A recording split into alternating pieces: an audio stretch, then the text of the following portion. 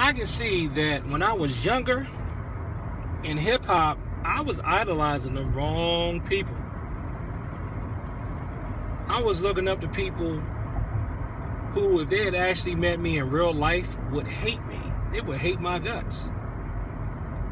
Because a lot of people I looked up to in hip-hop, come to find out they used to be drug dealers. And a lot of people that dealt drugs and stuff when I was young, not all of them, of course, but a lot of them hated me. A lot of people who were, trying to live the street life or the thug life hated me because I was, now we've recycled the term square and lame. I wasn't lame, How dare I turn in my work assignments and use standard English in the classroom? I wasn't keeping it real. And it's even to the point where some people have accused me of being a phony or fake person because I use standard English at work. But, at home or in formal settings, I may have been known to use quote-unquote slang or ebonics, whatever you want to call the African-American dialect. I never really had a problem with doing that because when I took Spanish, I learned there was a formal form and there was an informal form of Spanish. So if you can do that with other languages, why can't you do that with English? And then I started thinking about that dynamic. Since this is a martial arts channel, have I done that dynamic in the martial arts? Meaning, if I looked up to people when I was young, that when I get older, I realize I shouldn't be looking up to. Well, I can tell you that even if I haven't done it myself, I'm pretty sure a lot of other people have done that in the martial arts. Like, for example, well, I know with me, it hasn't necessarily been people, it's been training methods. Like, of course, when I was younger, I thought that full contact was the ultimate thing. I never got a chance to do full contact, but I thought that if I ever did full contact, that would be the ultimate method of training, and that would make me the best and the brightest and the sharpest sword and yada, yada, yada. But then after I did full contact, I realized that no, that's not necessarily the ultimate, the best way to train all the time, because in addition to long-term damage, I can end up using short-term, high-reward, sloppy techniques instead of working to refine my techniques to get to the point where I could get something that's it would take me longer to learn, but it would be a higher quality technique, and it might be more difficult to pull off in the short run, but in the long run it will actually be a better technique. So if you just do full contact all the time, you're going to be stuck just doing the simple gross motor stuff instead of doing things that's more intricate. Now, I'm not necessarily talking about, quote unquote flashy moves, but just something as simple as a head kick.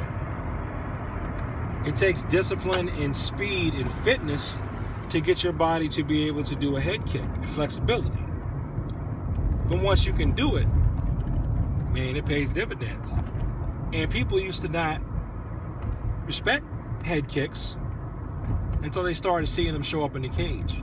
Now that people in the cage are doing head kicks, all of a sudden people realize that yes, some of us can and do kick above the waist in real situations. I told people I kick people in the chest in real fights, and it worked for me, but they just flat out didn't believe it because it happened before there was an internet.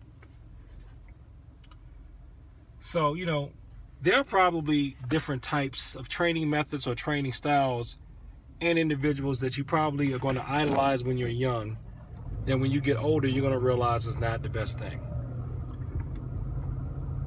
So I'll end this with a PC example. I won't use real people.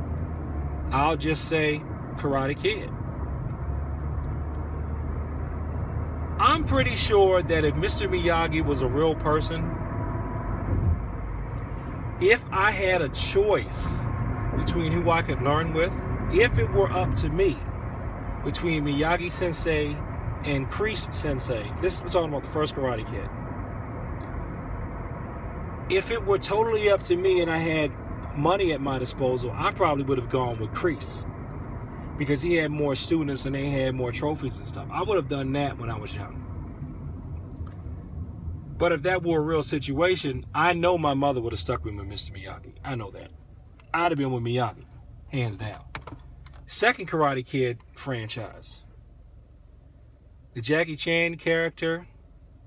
I don't even remember the name of the evil sensei in the Jackie Chan Karate Kid. No, we'll just call him the evil sensei there. When I was young, I probably would have gone with him. Because, see, when you're young, you think that things like aggression and, you know, posturing automatically make you better and tougher. And that's not necessarily the case. What makes you better is just you being better. It still a lot of times boils down to an average of natural talents plus who the instruction is, who you're getting as an instructor, plus time invested and how you invest your time. Because really, these days, I'm fairly confident, because I've already done it, but I'm fairly confident I could build a very good fighter by being kind, but making sure that the fighter's in very good shape. That's how I've built up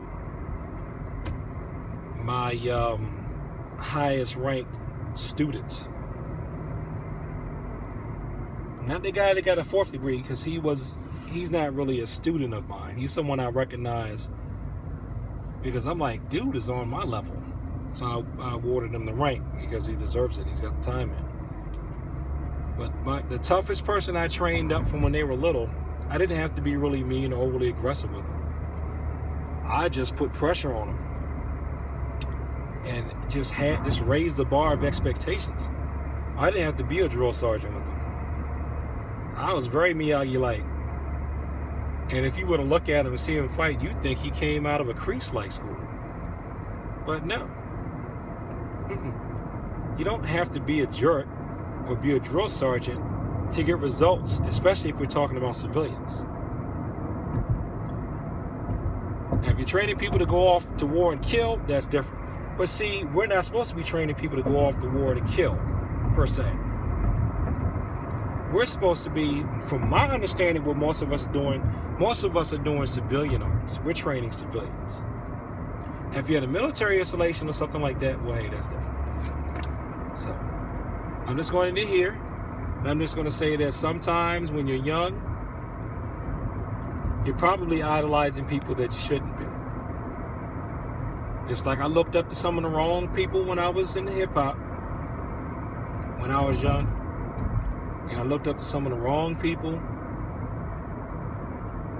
Or probably, I should say when I was young in the martial arts, I looked up to training methods that I know are not the only way to go.